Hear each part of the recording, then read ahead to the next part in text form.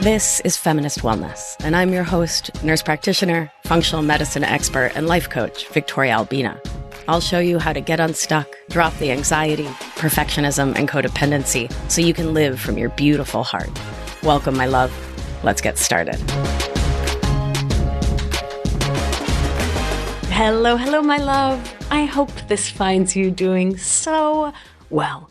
I'm really excited this week. We are talking with Danielle Savory. It's an amazing conversation. My heart just feels so alive having spoken with her and having her in my life. And I know that one of the reasons why we have such a deep, trust-based, vulnerability-based connection is because we're both living in our authenticity. And I know that when I was deep in my own emotional outsourcing habits, I was so far from authentic. Right? I was doing 1,000 things to try to do what we do, which is to source our wellness, worth, and value from everyone and everything outside of ourselves instead of from within. It's the definition of emotional outsourcing, after all. I was not living in my authenticity. I often had no idea what I truly wanted for dinner, for a career, for a relationship. Like I just was so deeply out of touch with me. Or I had some inkling of what I wanted, but it wasn't embodied, meaning like my body wasn't behind me. It was just my brain going, I kind of would like to have, I don't know, pho for dinner or whatever. But I didn't have the internal strength to be like, this is what I want. And if it's not what you want, that's cool. You go get sushi and I'm going to get what I want. You know what I mean? So stepping into my authenticity has been one of the greatest gifts of my life. It has completely changed my life. And it is a practice like anything else. It's not a one and done, and you got to start somewhere. So Tuesday, February 13th at 8 p.m. EST, New York City time. Please note, New York City time. That's 5 p.m. Pacific Standard Time. And you can do the math everywhere in between. I'm doing a webinar. It's free. I'm going to be talking about how you can step into embodied authenticity. And if you've not been to one of my somatic webinars, it's not a bunch of fluff. It's not just theory. I mean, I love theory, but this is like for realsies, right? So I'm going to teach you an actual tool. We're going to do it together. It's going to be amazing. You'll laugh, you'll cry. It'll be better than cats. And it's one step on this path towards stepping back into being the you that you want to be, whatever that is for you. You always know what's best for you. I never do, but I can offer what's helped me.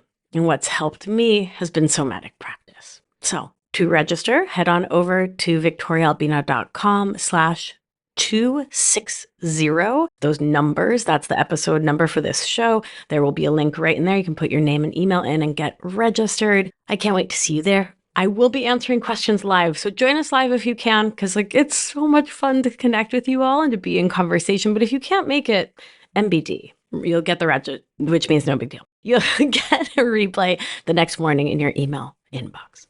So join us. Okay, that's enough out of me. I want to kick it on over to Danielle because she's a goddess. So here we go. Danielle, thank you so much for being here. I'm just so delighted to be in conversation with you again. I know, me too. Thank you for having me. I am so honored to be on this podcast and I love how deep we get to go together. So yeah, let's do it. But first, will you tell the good people who you are, what you do? I know they're going to be so excited to hear from you. Well, my name is Danielle Savory, and I am a sex and pleasure coach. At least that's what I call myself. But, you know, as we know, I think all roads lead to one place sometimes. And so I use the lens of sensuality and sexuality really to help women reconnect with themselves, reconnect with their desires, you know, that inner knowing. And I find that starting with sexuality and sensuality tends to be the quickest path for us to get there. That makes so much sense, right? As someone who does somatics and somatic experiencing, It makes sense. It's such a direct portal into the sensorial bodily experience of being a mammal, right? Yeah. And it brings up all the stuff really quickly. Oh, it sure does. Yeah. It sure does.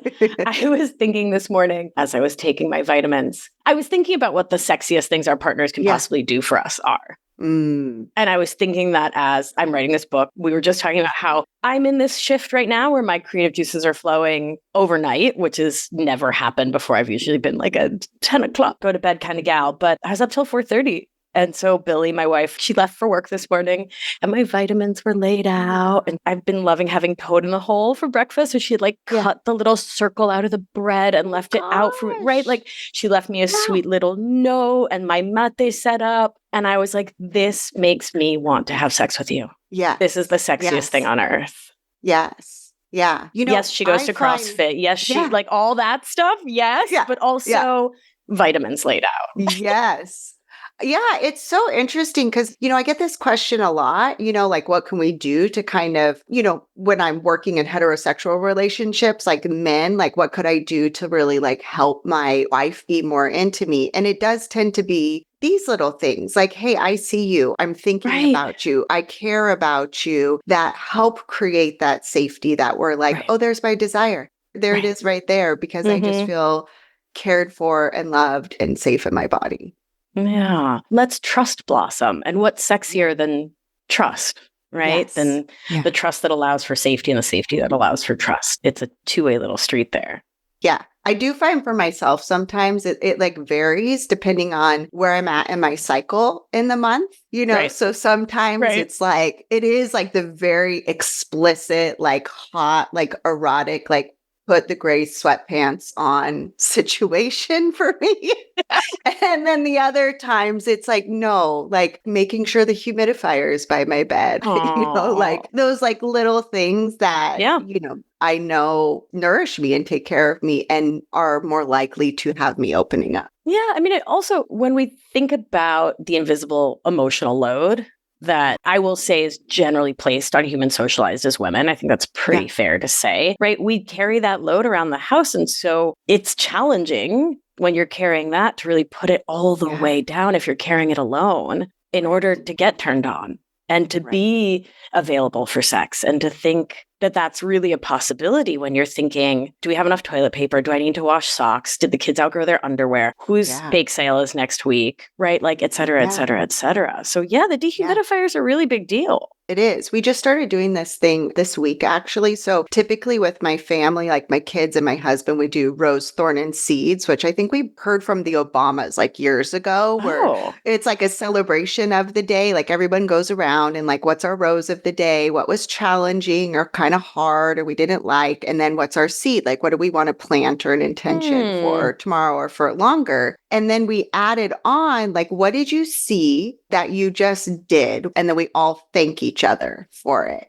And so it's I forget, there was this woman on the internet and she called it see-do, and I just love that. So I brought it to my kids, but it is about this emotional and mental load. And so oftentimes, I think, especially in relationships, we're looking at our partner to share that with instead of the entire family unit and all of the individuals in the house, right? That are, can think and can see and can do. And of course, age appropriate.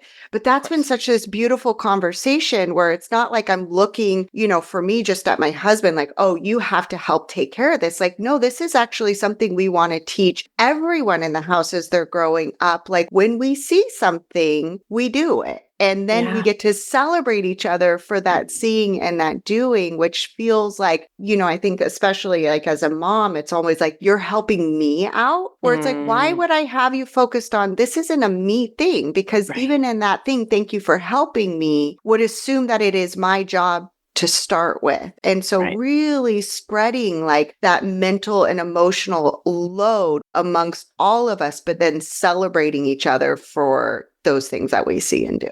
I love the celebrating. It's a huge part of my work is helping my clients, supporting my clients to remember to celebrate ourselves. So, a huge part of my focus is perfectionism as a part of people pleasing and codependent thinking. And in perfectionist thinking, we don't pause because nothing's ever good enough, right? Nothing's ever smart enough, good enough. It never measures up when you have impossible standards in your mind, right? When what you're doing is towards the goal of actually creating safety for you, nothing will measure up because that's impossible. It's an inside job, right? And so when we pause, and I have folks in my program in Anchored celebrate the absolute most mundane things, right? You just drank water. I would invite you to put that on the Slack, right?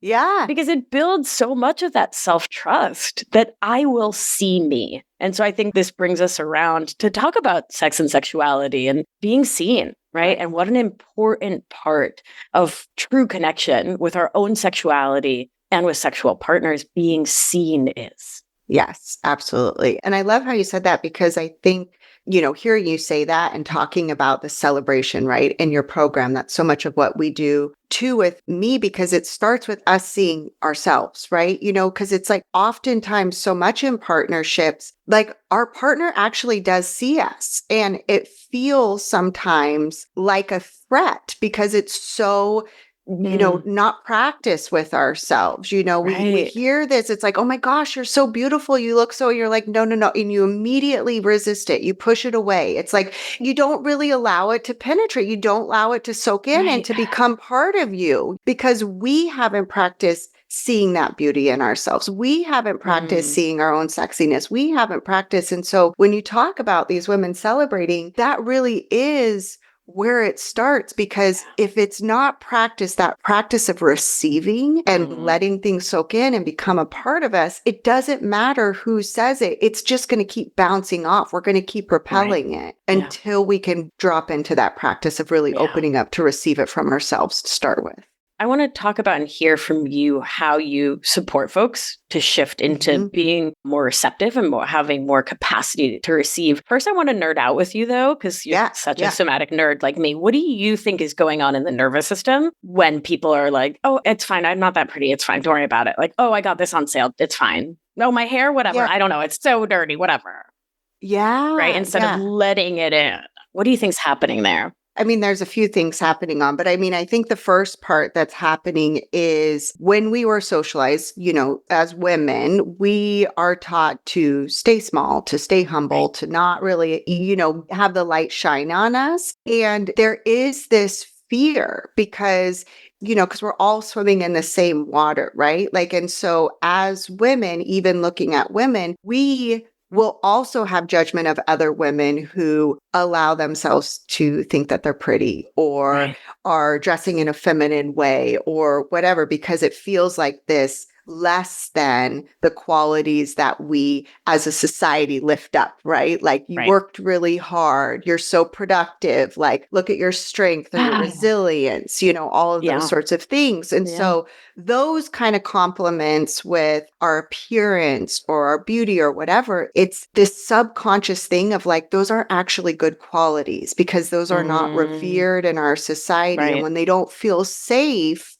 for us, it's like, well, let me make myself smaller so I can create safety. So I'm protecting myself so I don't get kicked out of the tribe for like really letting myself have it, right? It's just that I think what's happening really in those moments is this fear of like, if I don't accept this the right way, then I won't belong, right? Like there is a way to accept a compliment, right? Which is basically to push it away. Because if I really let myself stand in that, then this person that gave it to me might change their mind, or they might not like me, or they might, and then as we know, as the nervous system, if we feel like we're afraid or under threat, then it starts repelling to that and going to the fight, flight, or freeze or whatever our habitual response is. Right. Yeah. But, I think it really goes down to something about our fear of what receiving would look like for that person. And then maybe I won't belong. And then they'll have more thoughts about me. So if I keep it here, then it stays safe. Right. I mean, I grew up in the great state of Rhode Island, greatest state in the Union. Puritans, man, right? That Puritan way of thinking, right? The being humble above all, work is the most important. It's amazing how deeply it permeates the collective psyche of this country, of life here on Turtle Island. It's pretty friggin' wild. Yeah, there's definitely something there about women being selfless, meaning like we are so encouraged to not have a self. And so if you're like, I am a really great friend. You're right. I am a great mom. I am gorgeous. I am great in the sack. I am just amazing. It flies so in the face of what like a good, humble Judeo-Christian woman is. I think that's really important in this specifically for the folks listening in here to Feminist Wellness. We talk a lot about the danger of being seen when we grow up in emotional outsourcing, right? In codependent culture, where scapegoats are everywhere, right? Yeah. And particularly when there's a problematic parent or emotionally immature parent, somebody has to be the fall guy. Right. And so I don't want to get looked at. I don't want to be the identified patient. I don't want to be the problem. I don't want to be scapegoated even harder. So I'll just fade into the wallpaper. Thank you very much. Yes, absolutely. And you know what else came up to me as you were saying that is, I think also it's like in those moments too, if it hasn't been practiced, like even though we might be practicing it,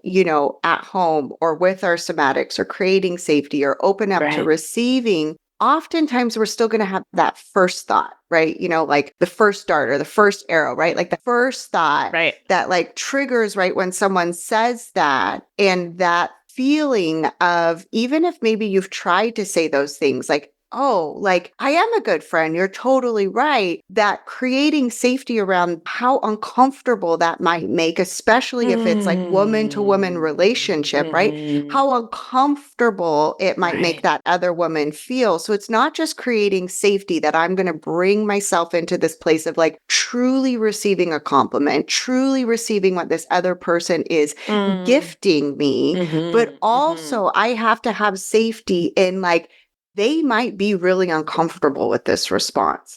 So, we know about the mirror neurons. We can pick up on it. We see that. And if it's not just like the safety of like, I'm okay to say this and I can create that in my nervous system and open to receive it. And I also am going to have to create even more safety on the back end because they might be very put off by this. They might be very uncomfortable. They might, start saying other things for that. Am I also prepared for this? Obviously, we're not consciously thinking this, but this is really going on in so many layers in the background. Yeah. This makes me think of episodes 27 and 28 of this show, which are all about giving and getting emotional consent. And it's something I talked about early on, like 4 years ago, because it's such a cornerstone, both of my feminism and, I had the great privilege of going to Oberlin in the 90s, right? And like growing up in lesbian culture where consent, like, hey, can I share a thought? Can I share a compliment? Hey, are you available? I'm just so grateful now that it's part of the larger conversation to have grown up in that. I feel so privileged thanks to the pack of wolves that raised me. I'm super grateful. But yeah, taking that moment to check in is really, really powerful and is such an incredible way to co-regulate before you even start a conversation, right? Like, could we demo it here? I feel like one of the things that really, really helps my people is when they hear what it really sounds like, because it's so cute and cool to talk in theory. But hey, Danielle, I'd like to give you a compliment. Are you available to hear that? I am 100% available for that. Oh, thank you. I'm so glad to hear it. I just wanted to tell you that I think you're really brilliant and amazing. And the work you do is incredibly powerful and is really revolutionary and liberatory in a way that's just really inspiring. And you're really pretty. Aw, thank you. I received that. And I just felt it like go through my whole body. Like, I love that you demonstrated that because it feels so different than if you were just to come out and say that, where I normally feel really awkward. Right? Not normally, but like that's my first response. Sure. Like, I'm like, I don't know how to take that in. Like, thank you so much. Like, I'm so honored. But when it's like that question and the consent before, just so everybody knows, like what I'm experiencing in my own nervous system was I got to pause and decide whether or not I was available for it. And I also created a receptacle to bring it in by first putting my hand on my heart, because that's always my place I go. That's like, you're okay, baby girl. I got you. Like, you can bring this in. And it was such a different experience than, having somebody, I don't want to say they like assault you with compliments, but have you ever felt that way before? A little feels like an assault. I mean, to be receptive, we need to be in ventral vagal, right? We need to be in the safe and social part of our nervous system. We can have a little sympathetic excitement, like that's cool, but like we need to be here. And so consent allows us to orient, even if it's not conscious. Our nervous system is like, I'm here. Yeah. Because we have to be here to say a fully embodied yes or no. Because Yes. I think we've all consented in a non-embodied way, right? Like in a words only way. We can actually get into that because I think that's really interesting. But a real embodied consent, yes, can only come from presence. Yes. Yes. I love it. And it made me think of too of like how different it would be, you know, in couples, like when you're like, what do you think of this? Or do I look cute in this? Or do you like this outfit? Right? Having the other person be like, are you open to hearing me share a compliment with you right now? Really, like, what are you looking for in this? Because I think it's like such this habit that we're just like, does this look okay? Does this look cute? Right. And it's like pausing and making that person that just asked that question, like, are you actually open to me telling you you look good? I love that. And not just, are you open to my like kind of shit canning your outfit? Yeah. Right. Yeah. More consent, more better, huh? Yeah. Turns out. Studies show. After this. I mean, we're going to talk to everybody. I got to tell them what I just learned on this podcast that I'm being interviewed on. I think we need to work this into our conversations. I love it. I love it. It is really nice for it to just be the sort of standard. Yeah, absolutely. Like unconscious, just, hey, are you available for? And that's the language. So if you're listening and you're like, I got to take one thing, are you available for? And then the flip of that is, I am not available for, which like, that's not a full boundary, right? If you do X, I'll do Y is how we talk about boundaries, but it's a pretty darn good limit, right? Like I had a shit day at work. Do you have space to hear about it? I love you and I'm not available right now. Yeah. Let me get home. Let me have a cup of tea. Let me arrive. And then possibly, but currently, having just walked in the door, I'm not available. Yeah. Whatever. Yeah. Yeah.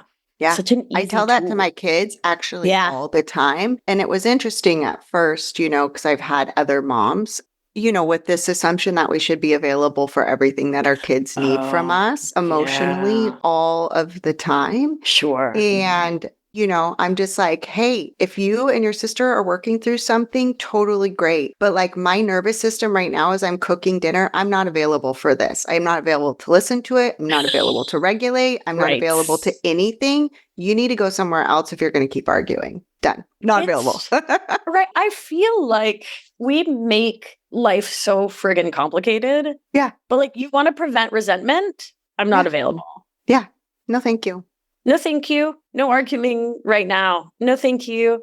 No. Yeah, one of my nephews at Christmas was like doing that like whiny. And I picked him up and I looked in his tiny eyes and I said, hey, buddy, I love you. And that tone's not working with me. Yeah. I'm not available for that tone. I was firm and loving and created like a container of safety where I was like, you know, we got a special thing going, guy, but not with that tone. And he was like, oh, okay, listen, I would like a peanut butter sandwich, but I'm not hungry. My mom asked if I'm hungry. I'm not. I just want to eat it. And I'm like, okay, bro, I'll make that. Right? It's just creating that safety and being seen. It comes back to safety and being seen. Yeah, absolutely. It totally does. What are we, I think that I'm not available is like my favorite phrase for myself.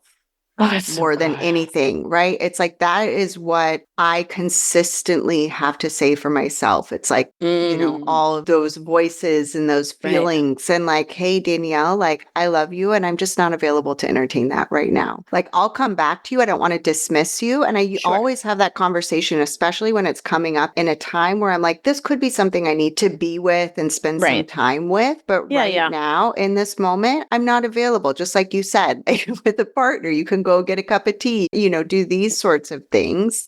And I'm like, hey, if this is really important to you, this is conversation between me and me. Like, I will revisit this after I have my cup of tea, after I've wound down, when I'm sitting on my couch. But right now, I'm not available to entertain all of these self-doubtful thoughts or whatever it might be. Like, we're not going to go there. I love that. And I love the idea of making a date with yourself. Yeah. Like, hey, hot stuff, you made 9:00 meditation cushion. Let's have a hot date. We can unpack all of this. And then Right. usually I get there and it's like, no, I'm fine now because it's like, then you regulated, you did all this stuff and it was Right. all coming out of the dysregulated nervous system anyway. And then once it's fine, you're like, oh, you're like, if there anything else? And sometimes there is other things. Like sometimes Sure. there's deeper things that, Right. that inner knowing wants to share. But oftentimes it's like, no, actually, I'm good. But Right. thank you for seeing me and thank you for making the Yes. time for me. Right. I call it the opposite of that, having an ice cream sundae for breakfast. Mm-hmm, mm-hmm. Right? Like sometimes our body had like 2 eggs and some delicious sausage and like a protein and fat and a quality carb. Sometimes our brains have an ice cream sundae for breakfast. And there's few skills that serve me as much as listen. And I couldn't do this for the first 30 some odd years of my life. But now mid 40s, I'm like, I see you, circus pants. I see you, circus encephalon. Like I see you, 4 braid of 4 disaster. I get what you're doing. Mama's not playing. I'm not interested because I'm not available. I'm not available right now. You need to go eat a wholesome meal and bring the sugar high down. It's just like my husband, he was like, we're not having any of these conversations until after dinner. You need to eat. Like, please do not speak to me until you eat. And it's just like consistent. Like, he was like, I am 100% available to talk to you this after dinner. Like, I'm not going there. And I'm like, this is a real thing. And he was like, I'm pretty sure it's the hangry. That's when they call me the momster. Momster. I love that. No deep convos before calories. Yeah. It's like after. After. The best treatment, and I talked about this recently here on the show, my best treatment for ice cream sundae brain is tramping. I got myself a little tiny trampoline. It's 48 inches tall. I'm 63 inches, 48 inches wide, right? It's just like a little thing that sits in the corner of the house. And it is amazing for my lymphatics, amazing for the nervous system, right? Like in somatic experiencing training, Peter Levine talks about the magic of the trampoline. Right. Kathy Kane, who's a goddess, talks about, all the diaphragms of the body, energetic diaphragms, and how a trampoline can help to sort of get those realigned. And mostly it's when I feel bonker pants, I just go tramp it out. And it's like 10 minutes later, I'm giggling, I'm laughing, I'm getting endorphins. I think you need to get one. I got it off like Marketplace. It was like $60. And it's in great little condition because I think people buy them and don't use them. And it's highly recommend. Yeah. I mean, I jump on the bed a lot, but that sounds expensive. Better. Every time I'm doing it, it's like, I'm jumping with like the girls and we're giggling and being silly. But then I'm like, okay, guys, this is enough. You're going to break something. We're escaping the break floor. Something We're expensive. Doing something. Right. Yeah. Tiny trampoline is a great choice. This is going to become the Trampoline Network where like every episode I somehow weave it in. No, just kidding, folks. I mean, maybe we can make it onto Barstool Sports then with, I mean, maybe. We could. I mean, a girl can dream. That's all I can say. A girl can dream. It's a girl can dream. A girl can dream. So when we were talking about presence and being in our bodies and receiving, I said that I wanted to ask you how you support your clients because you're an incredible coach. How do you support your clients to be able to receive more, should they want to? Mm-hmm. Well, we do it a number of different ways, of course, as we all do, but it really comes back to helping them create safety in their body first and foremost. Always, however we do it. And, one of the things that I love to help clients with is like to start to become aware of the different ways that they can get into that safety because, it's not always a one-way works and a one-way works every single time. Being somebody that I typically, love to be in my head, but then I know everything about the body and somatics. It's like I've wanted to fight, like just go straight to my body. And sometimes I actually need to go through my head in order to access my body. And a lot of my clients are the same, right? And so helping them understand that there are so many different ways that we can help find that regulation and that safety. And so we work on a few different ones and starting to understand the tone of that dysregulation to begin with. Like what is like that vibration or that tone or that feeling and what is, like the sister that meets that one? Like what is the best like counter to that tone, because if I'm raging and you just tell me to take like a deep breath, I'm like, fuck you. Like that is the last thing that I want to do. Right. So it's like, I think understanding like, our brain too is going to resist a lot of times, Right. depending on where we're at, finding safety because we don't feel like we Right. need to, or we're feeling righteous, or we're feeling outraged, or whatever it might be. And so starting to think of these things ahead of time. So it's like, even when you're in these places, you kind of have like a go-to list. Because I Right. know for me, when I'm really upset and really dysregulated or whatever it might be, I don't have access. It's like, even if Yeah. I've been practicing this for 10 years, it's like, I don't have access. I'm not thinking about those things. But if I have like a post-it note or a list or something like that, like that I can just pick and choose from, it makes it so much easier. But reception always comes down to creating safety first and foremost, because we cannot open up in any capacity. You think about just even opening your arms, like you're giving a big hug, like that feels really scary to like stretch and open if your whole body is tight, So it's like reminding ourselves, like even just in that physicality of like how we can. So, there's a few different ways that we can do that, but it's always about safety. Thank you for that. This can get also theoretical, right? And so philosophical and so esoteric, and we need to make it really manageable. I'll share for me, that movement from understanding sometimes we need to start in the head to get to the body. Like you said, I call them 911 cards. And so it's a thing I have folks do in Anchored is write out, when I am feeling rage, here are the thoughts I'm likely to have. Yes. So literally writing ahead of time, I hate my husband. Right. He doesn't respect me. And then in parentheses, I have them write who they're actually talking about. And this is the part I'll like get flicked off a lot. He doesn't respect me, my dad. Mm-hmm. Right. So like while you're chill, while you're in ventral vagal, who are you projecting onto whom around here? Yes. Because we know what you're doing. When you're in ventral vagal, when you're chill, when you're in coaching with me, when in coaching with you, and the pressure's not on, it's just us hens, right? Like, who are you projecting? When your eldest daughter acts up, who is that? Who are you actually mad at? Right? Yeah. So write that down while you have your full cognitive function. Because you said, your brain doesn't work, and it doesn't work because science. Yeah. So folks who are new to the nervous system, when you are worked up, when you're in sympathetic fight or flight, dorsal freeze collapse, your brain is focused, your body is focused on one thing, which is run or hide. Don't be lunch. Right? Flight, get the hell out of there. Do not get snacked.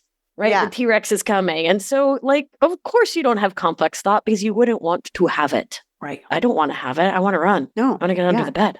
Yeah. Come on now. It's distracting. Yeah. And so then like having those thoughts as a place to anchor the brain, my clients are generally ridiculous smarty pants. I'm assuming yours are very much the same because we are smarty pants is, oh, sorry. Hey, Danielle, can I give you a compliment?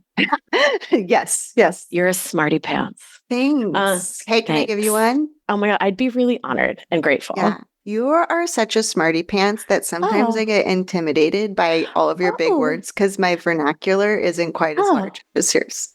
Oh my goodness. Well, thank you for the compliment. And I mean, I always understand, but I'm like, I have just a very small amount of words that I can use in response. I was like, but she loves me. It's fine. Loves you. Also, remember, I'm an ESL kid. So like the part of my brain around linguistics, right? Because I heard often three languages growing up. And then my parents didn't teach us Italian. They kept Italian as a secret language between them. Jerks, but also how cool is that, right? And so like speaking Spanish, English, and then my mom mixing French, and my brain loves words. You loves words. I loves words. Yeah. I find them deeply fascinating.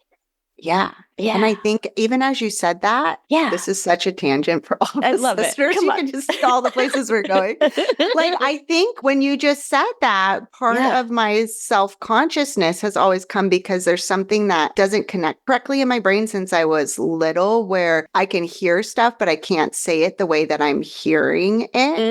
And so even if someone repeats like their name multiple times for me, I have a really hard time. And my dad's the same way. Like I have a really hard time speaking it or saying it in that way. And so I think that I've kept myself to a very small vocabulary to keep safe, because if I get into like the other words, then maybe I'll be looked at as not being as smart because I'm saying them incorrectly. Oh, how interesting. Yeah. I can see how that would lead one to want to be smaller in that place. Yeah. Yes. would you be available for a reframe? And we'll see if it Oh my lands. And gosh, if it I love doesn't, it. Yeah. okay. Yeah. So I think the diversity in the way our brains function is the most beautiful gift, right? Because it engenders this creativity within us to work around the sort of normotypical ways of thinking and using words and using vocabulary and SAT words, right? And so I actually think that it's a superpower of yours versus my brain doesn't work right. So what if it's my brain has this extra invitation towards creativity that it offers me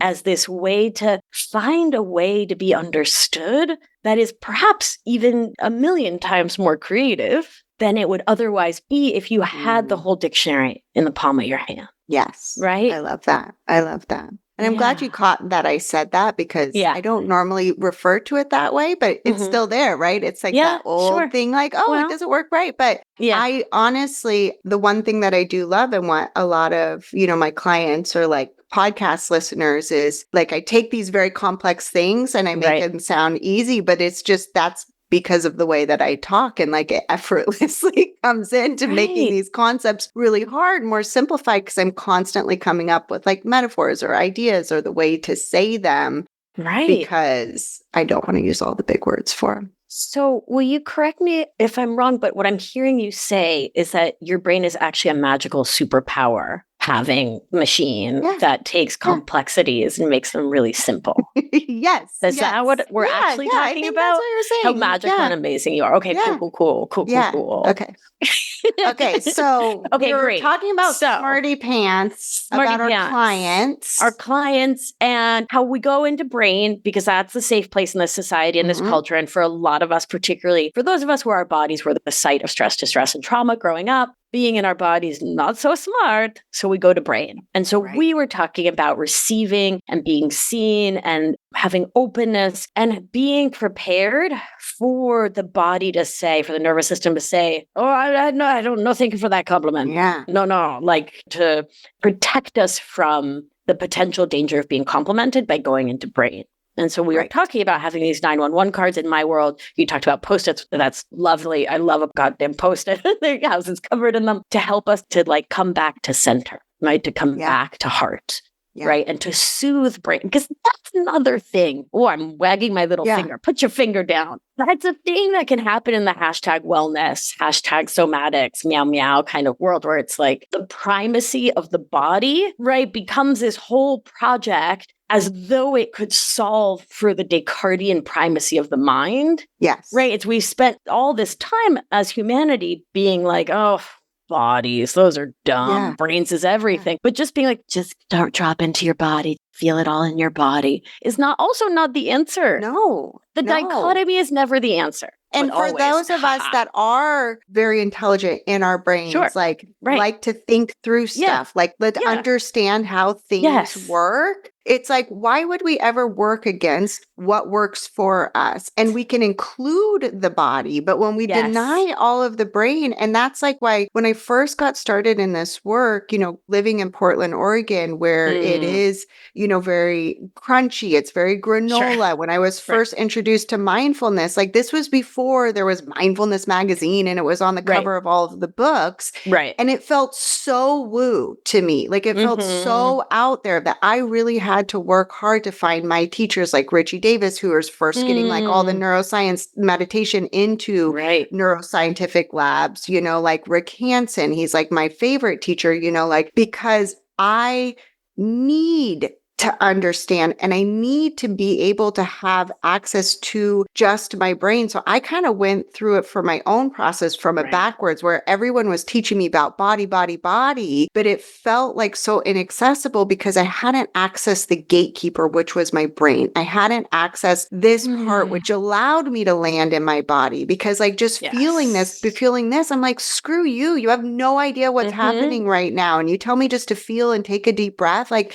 it would enrage me. And so like working with my clients is like really like It does a lot of times have to start with like when I'm talking about tone or like what is that match? It's like that's why I Mm-hmm. knew my husband was going to be my husband because I met my match, right? He challenged me. Like I felt Mm-hmm. safe with him. Like he was my match in so many ways. It's like Mm-hmm. we have to find our match with what's going on in our brain. So what is my match when it's anger? What is my Mm-hmm. match when I'm insecure and self-doubt? For me, for there, a lot of times, like I have jingles. Like I like to have jingles like that I sing to myself or like funky songs Wait, because can we when I have an have a example? jingle, yeah, it's almost like the belonging thing, right? So like the belonging or everybody hates you, like that's like one of my favorite tunes. So I'm like, oh, this is your everyone hates you song again. This is your everyone hates you. Nobody likes you and you don't belong. And when I sing it like this, I'm just like, Okay. I laugh and I'm It like, takes this the is air so out of it.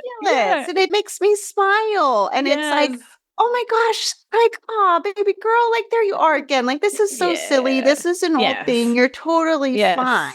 Yes. Right. Yes. So it's like those jingles for when I'm feeling really like alone and down and I don't belong. Oh, Like I just that's play into magnificent. that in like Yeah. this humor way. And the Yeah. humor brings me up and out. When it Right. is anger, like anger is so much bigger for me. It's like this huge emotion. It's like this kind of stuff. And so I have to have a little bit of a different energy because humor does not counter my anger. Yeah. Bringing the jingle in at that point doesn't make me laugh. It makes me Fungal want on to that. punch the Yeah. clown. Yeah. Right. So Right. Like right in the that's what I'm thyroid. saying about Yeah. the tone. Like when we Right. start to understand these tones and what works for us, then we can find safety when we find that counterpart. Oh, it's beautiful. Two things are coming to mind. Well, first of all, this jingle thing is I like, please sing this from the mountaintops. It's so incredible. Yeah. I also like walk around the house singing all day. And my BFF, Alessandra, and I just like sing to each other all day long. Yesterday, I sent her a text message where I just said the word hamster about 20 times. And then she just responded by going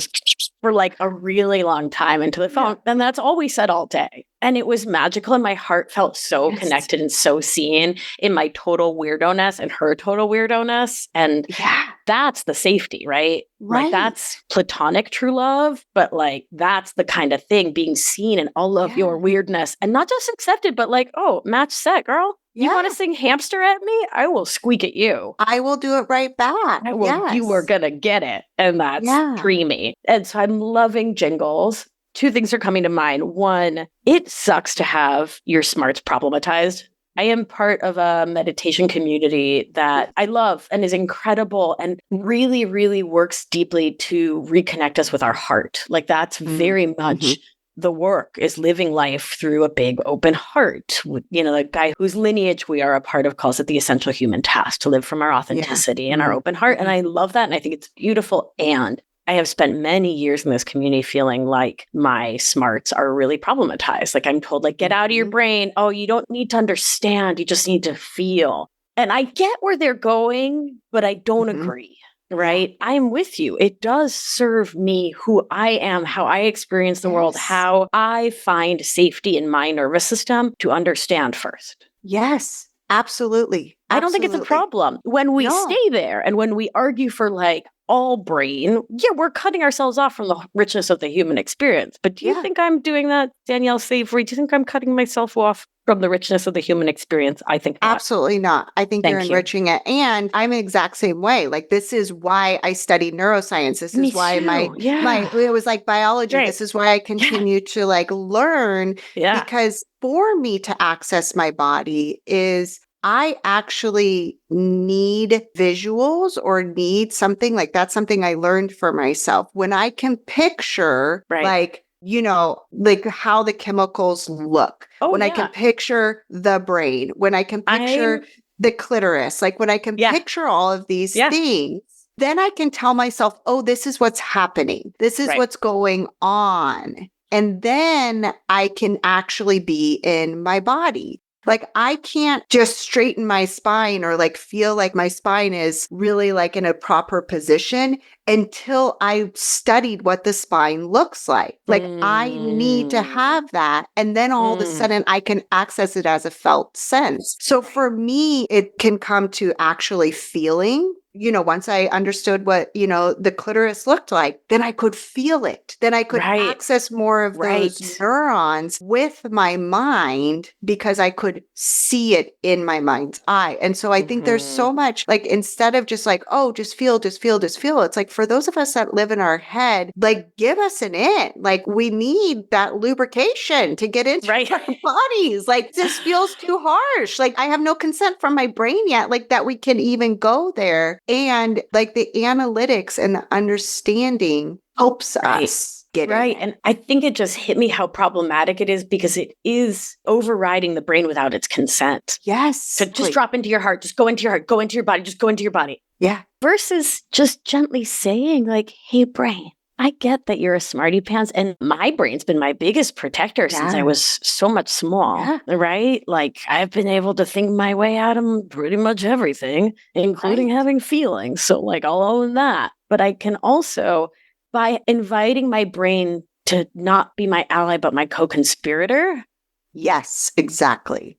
Then I can step into the fullness of life through heart by living in my mind through my heart. Does that make sense? Bringing heart to my mind as opposed to shutting my mind down in service of heart. Yes, absolutely. And we can get there. And it's like why I tell a lot of my clients, I'm like, hey, if you have a very active brain, then we want to keep it active as we're accessing your body. So give it a problem to solve. If your brain loves to problem solve, if your brain loves to go on treasure hunts, which mine does, give it a treasure hunt. Give it a question that you need it to answer. And this is like all these tricks that I developed really on in meditation because all these cues and prompts that I was getting, over a decade when I was first learning meditation weren't helping me. Like they weren't helping me actually get into my body and feeling my breath and all of that. I was like, my brain needs more than that. It needs more information. It needs a task. It needs somewhere to go. And like, this isn't helping. And so to assume that everybody,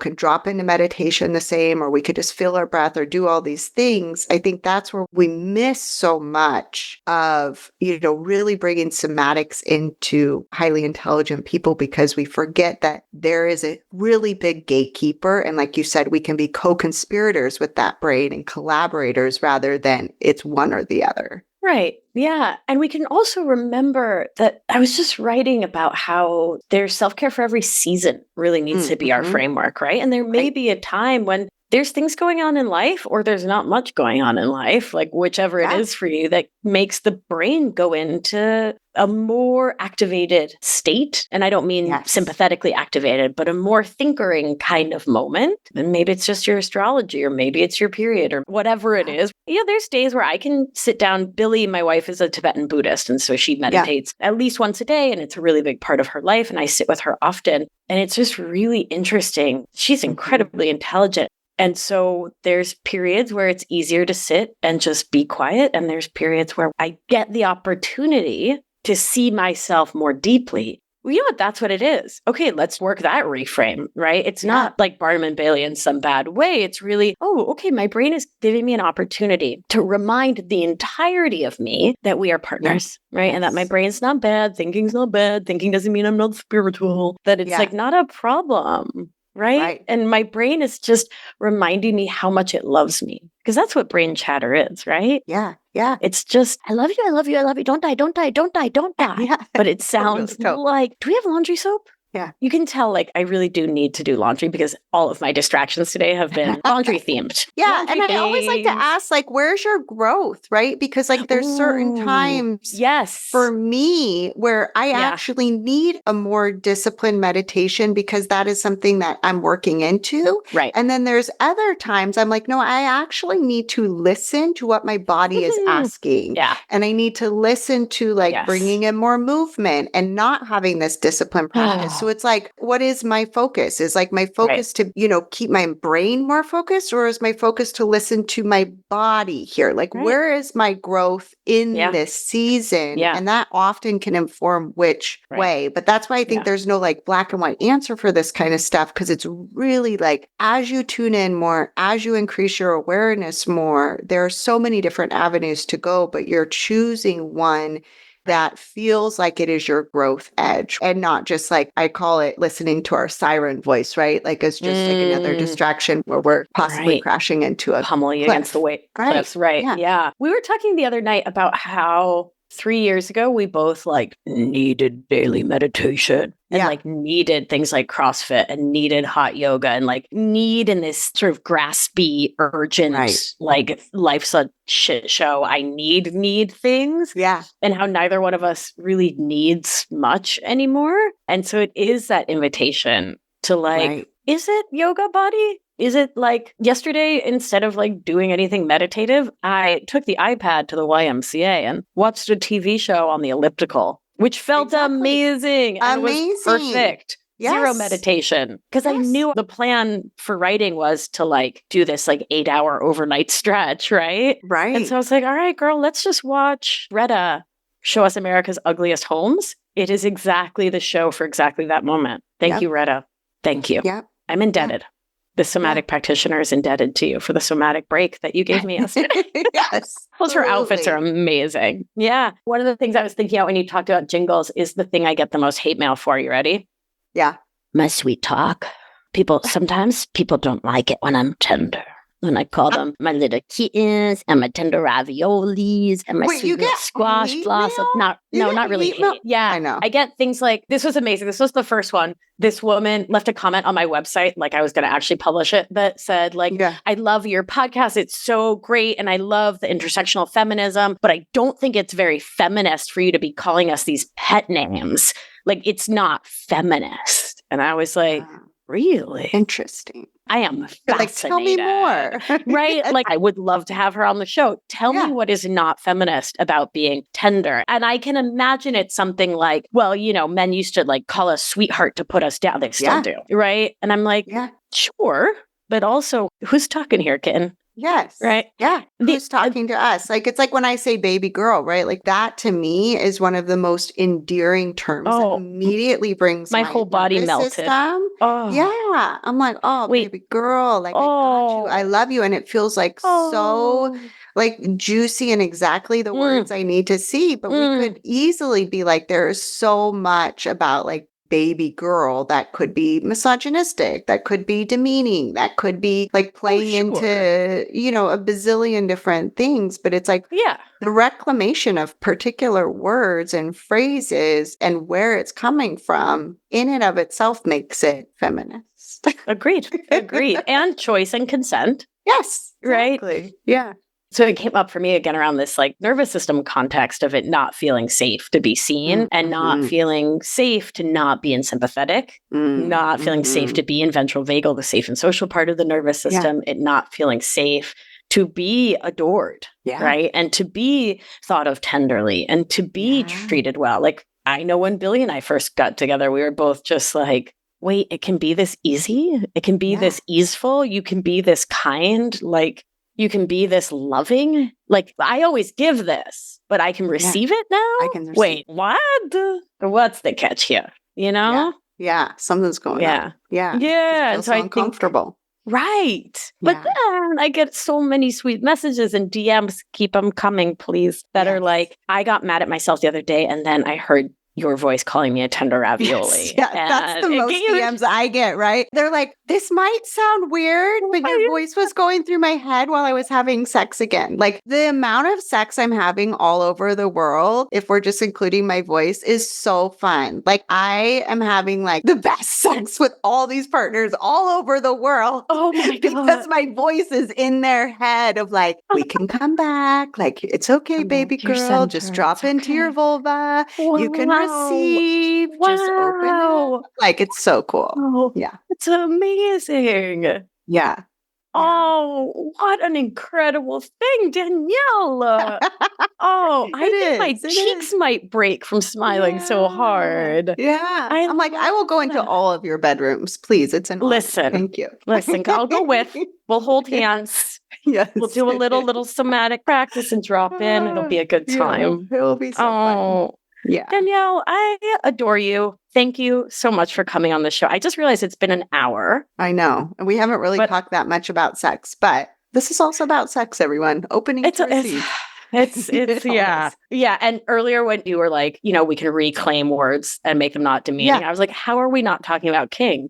Yeah, absolutely. But okay. I think both you and Sarah Fisk and Judith, like all my girls, we just need to do circuit parties. Talk about kink, right? We need circuit parties, but podcast circuit parties. Yes, that would be we're so just fun. Always in these conversations because I feel so vibrant and so alive and so happy. And I'm just so grateful. Yeah, ditto. Yeah. Anyone who wants to work on these issues, on sex, on sexuality, on relationship with their body and partners, they should work with you. I had no financial connection to Danielle Savory. I just have a heart connection, y'all.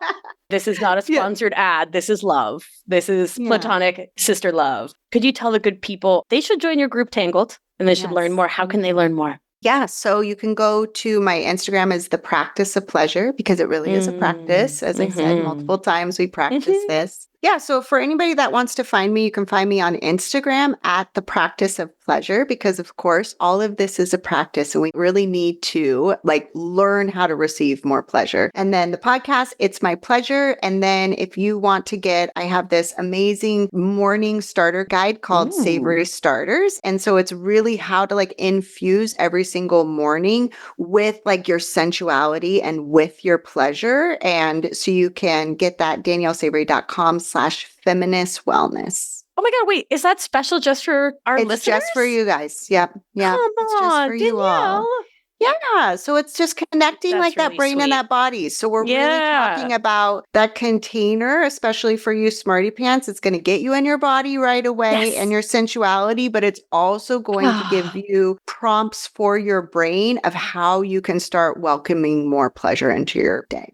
That is such a delight. Thank you for making us treats. We love treats. Yes. You're so welcome. Oh no, I just said treat and I have a chihuahua on my foot right now. Damn it. You'd think I'd know better at this point. What are you going to do? I know. Danielle, you are magnificent. Thank you for being here.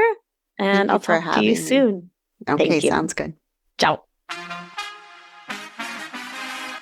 Thank you so much for listening, my loves. That was such a beautiful conversation. I love all the nooks and crannies we got into that were not actually just plain talking about sex, which is what I thought we were going to do. But we went to some places that are so foundational, so important, and so vital. And I adore Danielle. I adore you. Thank you for being here. You are indeed a tender ravioli. And I love you.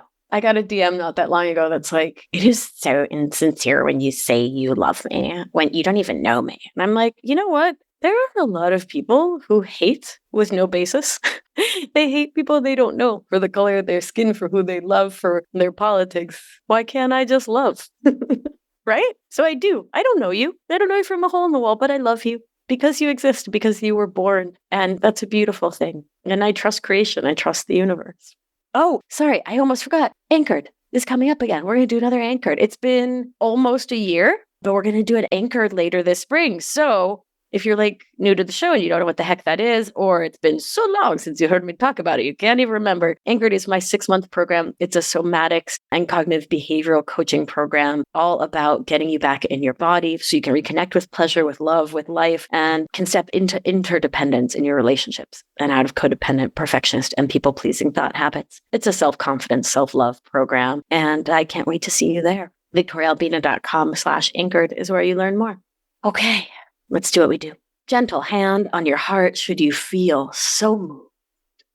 And remember, you are safe. You are held. You are loved.